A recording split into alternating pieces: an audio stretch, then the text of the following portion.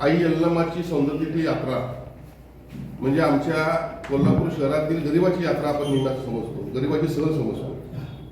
गेले अनेक दिवस म्हणजे बऱ्यापैकी 15 वर्षापासून मागणी होती की यामध्ये खोळंबाकार रद्द व्हावा,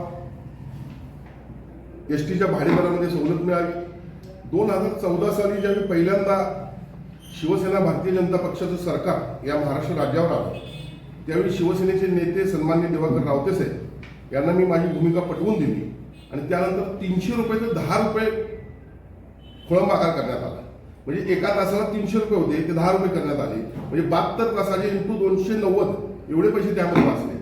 आणि एकंदरीत भाडेवाढीचा जो विषय आहे, या भाडेवाढीच्या विषयामध्ये पुन्हा एकदा यावर्षी एसटी तोट्यात आहे, त्यामुळं प्रशासनाने भाडेवाढ केली होती.